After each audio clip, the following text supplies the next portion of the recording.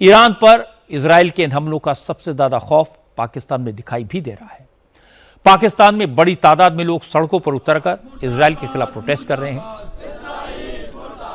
पाकिस्तान की संसद के अंदर वहां के बड़े बड़े लीडर, वहां की सरकार के मंत्री इजराइल के खिलाफ तकरीरें कर रहे हैं। इजराइल को शैतानी मुल्क और पाकिस्तानी नहीं, पूरे मुस्लिम वर्ल्ड के लिए खतरा बता रहे हैं। पाकिस्तान के डिप्टी प्राइम मिनिस्टर इसाक डार ने सेनेट में इजराइल के खिलाफ ईरान को फुल सपोर्ट देने का ऐलान किया। इसाक डार ने कहा कि ईरान एक मुस्लिम बिरादर मुल्क है और उसके मुश्किल वक्त में पाकिस्तान उसके साथ कंधे से कंधा मिलाकर साथ खड़ा है। पाकिस्तान के डिफेंस मिनिस्टर ख्वाजा आसिफ ने कहा, इजराइल के खिलाफ दुनिया के 50 से ज्यादा इस्लामिक मुल्कों को एकजुट होना होगा, वरना एक दिन ऐसा आएगा कि इजराइल सभी इस्लामिक मुल्कों को बारी बारी से निशाना बनाएगा और तब इस्लामिक देशों के हथियार, उनकी मिलिट्री पावर किसी काम नहीं आएगी। पाकिस्तान में विरोधी दलों के नेता भी कह रहे हैं कि ईरान के बाद इजराइल का अगला निशाना पाकिस्तान हो सकता है, इसलिए पाकिस्तान को सतर्क रहना चाहिए। इमरान खान के पार्टी के नेता असद कैसर ने कहा कि पाकिस्तान को इस्लामिक मुल्कों से बात करनी चाहिए, सबको इजराइल के खिलाफ एकजुट करना चाहिए। असद कैसर ने कहा, अगर पाकिस्तान ने वक्त रहते कदम न उठाए तो इजराइल भारत की मदद से पाकिस्तान के एटमी हथियार खत्म कर देगा। पाकिस्तान में इजराइल के इस खौफ की वजह इजराइल के प्राइम मिनिस्टर बेंजामिन नेतन्याहू का वो बयान है जो उन्होंने 14 साल पहले दिया था। उस वक्त नेतन्याहू ने पाकिस्तान और ईरान को दुनिया के लिए सबसे बड़ा खतरा बताया था। हमारे सामने सबसे बड़ा खतरा तो ये है कि किसी इस्लामिक ताकत के पास परमाणु हथियार आ जाए या फिर कट्टरपंथी इस्लामियों के हाथ में परमाणु हथियार आ जाए। पहले का उदाहरण ईरान है तो दूसरा खतरा हमें पाकिस्तान से है, क्योंकि अगर इन कट्टरपंथी हुकूमतों के हाथ में परमाणु हथियार आ गए तो वे उन नियमों को नहीं मानेंगे जिनका पालन वो पिछले 70 सालों से करते आ रहे हैं।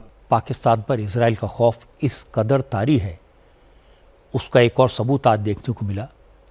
असल में आज सोशल मीडिया पर ईरान की नेशनल सिक्योरिटी काउंसिल के मेंबर की एक क्लिप वायरल हुई।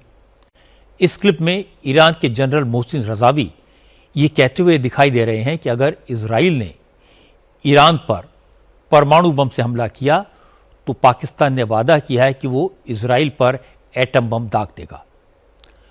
पाकिस्तान को लगा कि ईरान के जनरल का स्टेटमेंट सुनकर कहीं इजराइल उसके ऊपर अटैक न कर दे, इसलिए पाकिस्तान के डिप्टी प्राइम मिनिस्टर इसाक डार ने सेनेट में आकर सफाई दी कि पाकिस्तान ने कभी भी इजराइल पर हमले की बात नहीं की। पाकिस्तान का एटम बम सिर्फ अपनी हिफाजत के लिए है, किसी और देश की मदद के लिए नहीं। पाकिस्तान के डिप्टी प्राइम मिनिस्टर की सफाई भी वहां के नेताओं के गले नहीं उतरी। सीनेट में leader of opposition Shibli Faraz ने कहा, नेतन्याहू ने चाहे पहले बयान दिया हो, चाहे अब एआई जनरेटेड क्लिप वायरल हो, पाकिस्तान के लिए इन बातों को हल्के में लेना महंगा पड़ सकता है। न्यूक्लियर ठिकानों को लेकर पाकिस्तान की कई प्रॉब्लम्स हैं।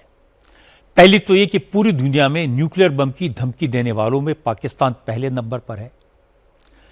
जिस तरह से पाकिस्तान के मिनिस्टर्स न्यूक्लियर बम के बारे में कैजुअली बात करते हैं, वो दुनिया के लिए बहुत बड़ा खतरा है।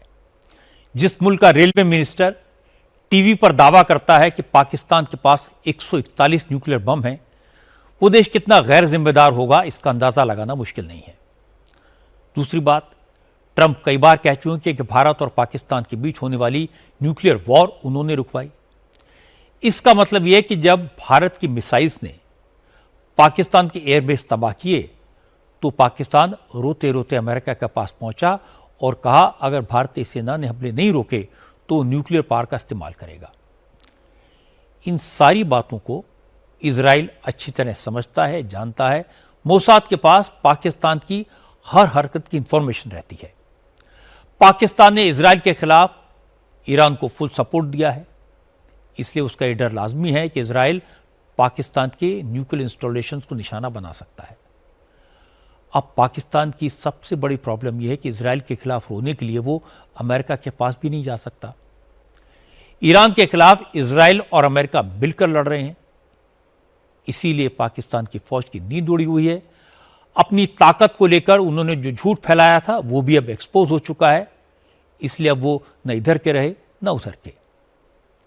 इस दौरान प्रधानमंत्री मोदी ने इजराइल और ईरान से अपील की है कि वो अपने सारे मसलों का हल बातचीत से निकालें, क्योंकि अब युद्ध का दौर खत्म हो चुका।